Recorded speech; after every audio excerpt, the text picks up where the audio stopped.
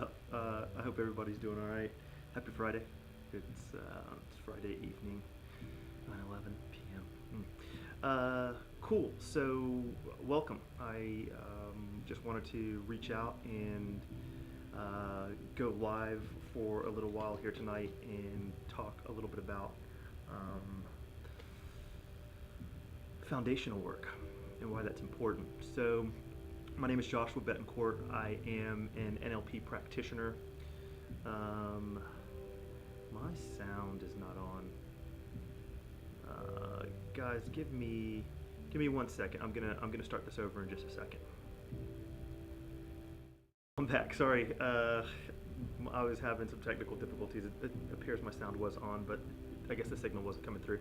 In any event, hey, welcome. It's Friday night, and I'm Joshua Betancourt. And for those of you who have been here before, welcome back. For those of you who are new, yeah, I'm Joshua Betancourt. I'm an NLP practitioner. I'm a student of the esoteric. Um, I'm just really committed to the idea of expansion and growth and evolution and change and quality and living, the best possible life that you can. So this channel is dedicated to the idea of those principles, and we talk a little bit about topics related to neurolinguistic programming, systems theory, conscientiousness, evolution, metamorphosis, all of those cool things. So I've got a really cool talk tonight about foundational work. So yeah, welcome to the channel. I'm glad that you're here, and this is Paradigm Shifting.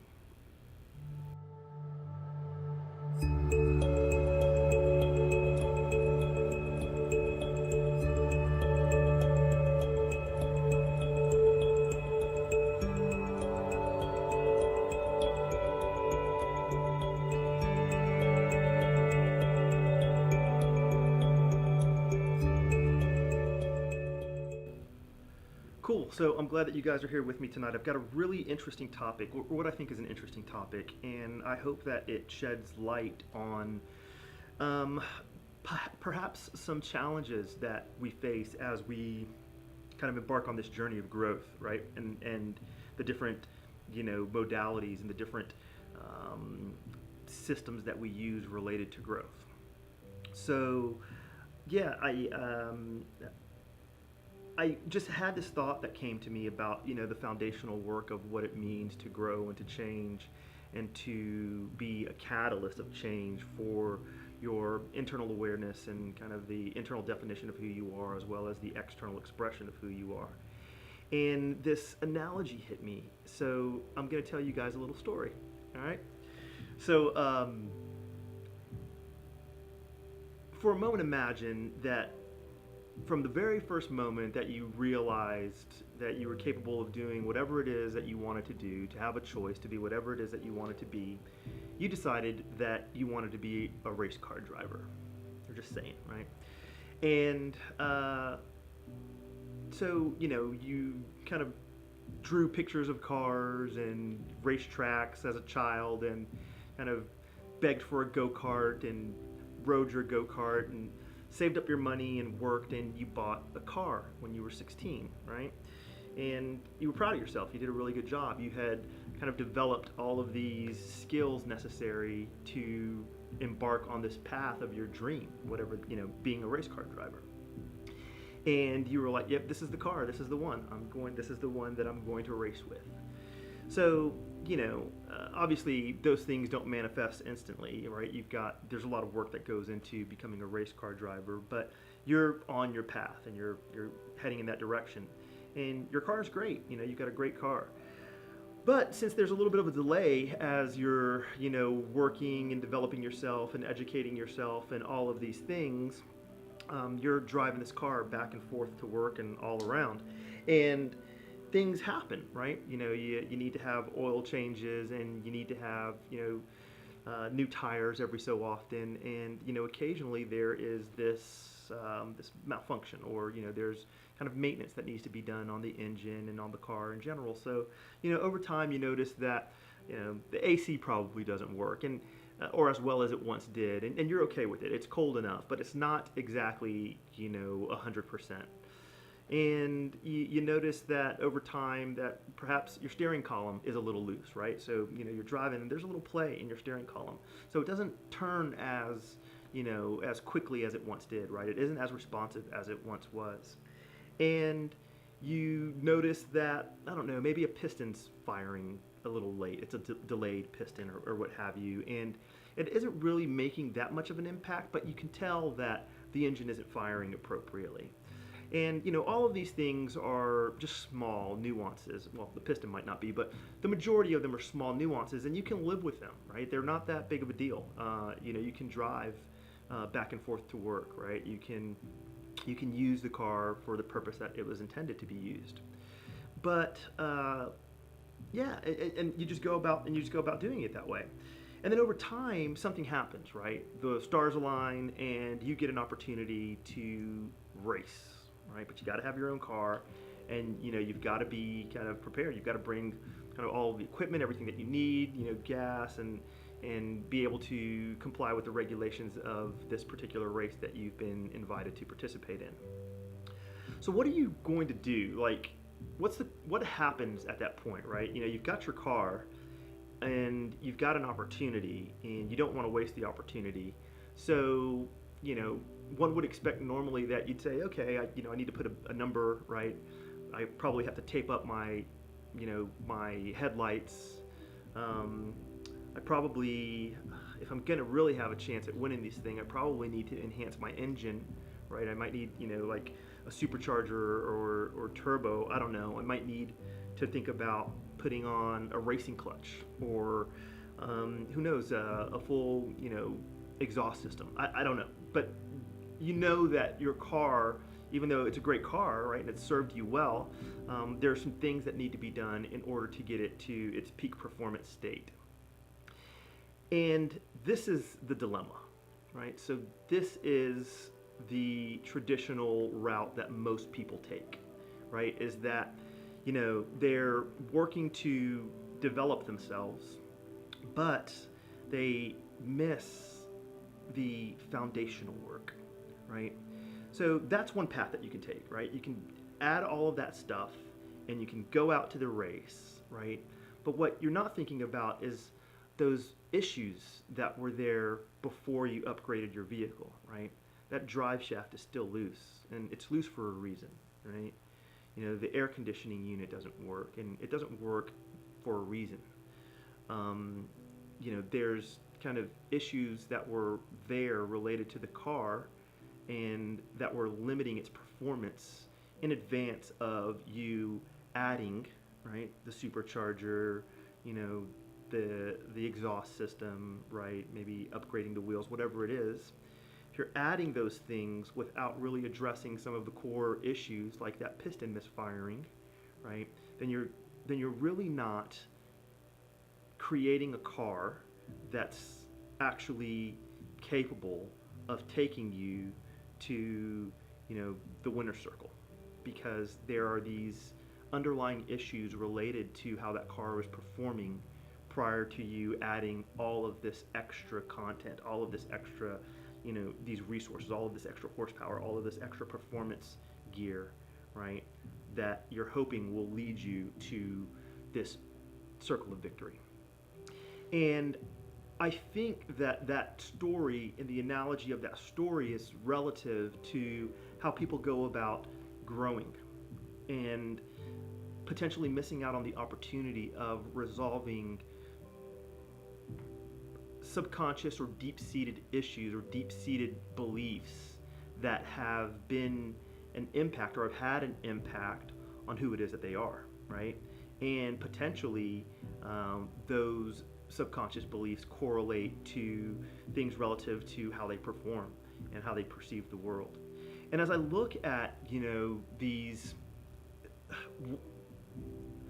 many programs, right, many kind of coaches and programs, while they have great intention and they are applicable, and I'm not shooting anyone down, right? Anything that you do in order to grow is a positive thing. I think that many of them miss the boat in the sense that it's really important to take a look at where you've come from, right? What is already there, and what is beneficial and what is detrimental that's already there, and then addressing that in advance of adding on all of the extra performance stuff, right? So the idea of foundational work is that it's really taking a long look at what brought you to this point. How did you get here, right? What were the experiences that you had? Where does the pain lie? What hurts, right? Have you been able to resolve that? Have you been able to heal from that effectively? Have you learned from it effectively? And then clearing the slate, like becoming whole in the sense of everything that got you to the point of now. And once you've kind of resolved and identified what those either beliefs or, you know, um, obstructions or, obstacles or, whatever those counterproductive expressions may be, once you resolve those, then you're in a much better position to start to build on, hey, how do I achieve excellence? How do I become a model of success? How do I, really kind of capitalize on understanding what I'm capable of as far as my behavior is concerned, as far as my, my goals are concerned, and then apply methodologies and techniques to enhance that aspect of yourself. But if you do that without really addressing what it is that got you to the point that you're at, what happens is that you may taint some of those um, some of those some of that work, right? You may taint some of that work with the same beliefs that may have been limiting to you before you did that work. So, yeah, that was the story. It was about really taking the idea of foundational work to heart, right, and taking a look at kind of the introspective aspects of everything that it is that you are, right? Everything that you are, and then kind of coming to terms with that, right? And I think in doing so, what we do is we have a tendency to create a higher quality experience. We become more forgiving and more compassionate and more patient within ourselves, right? Because 9 times out of 10, we're usually our own worst critics. And so allowing the opportunity to kind of accept your humanness, right? Your this state of life and the state of being that you are, and being okay with that, and then finding ways to release things that hurt, right? To release these ideas and perspectives that may be obstacle and obstruction, right? That may be kind of an energy drain, or that may be a kind of repetitive pattern that you've seen play out in your life over and over and over again. And it's as simple, and I say it's as simple, but it's as honest and as simple as really having a real dialogue with yourself, and understanding and coming to terms with kind of the experiences that you've had that led you to be that expression of a person. And that foundational work is just so invaluable in that way, right? It's so incredibly powerful in that way.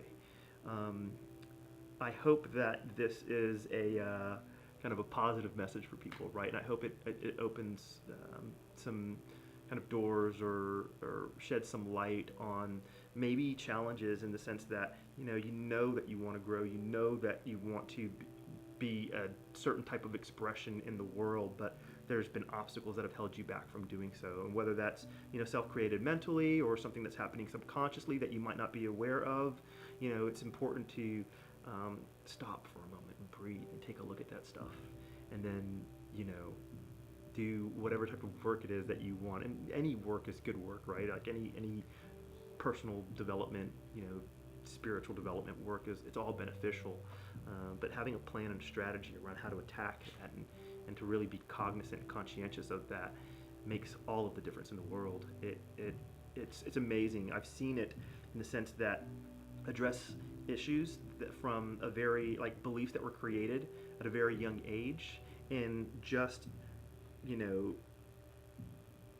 as a matter of, like, just consequently dealing with that, in turn had a huge impact on experiences and beliefs that were related to things that happened 10, 15, 20, 30 years later. Like I've seen that happen in people where they've, resolved something that was, an issue from, childhood, and in turn that changed their entire outlook and their entire memory related to how all of these other experiences unfolded in their life. And it's powerful. It's just a powerful, beautiful, beautiful thing. So I wanted to share that with you, and I wanted to just give you that little tidbit. I hope that it's valuable, and yeah, that was the message for today. I hope that you guys are doing well. I hope that everybody is healthy and happy. As always, take care of yourself. Self-care, self-care, self-care. And until next time, this is paradigm shifting. All right, you guys have a great weekend.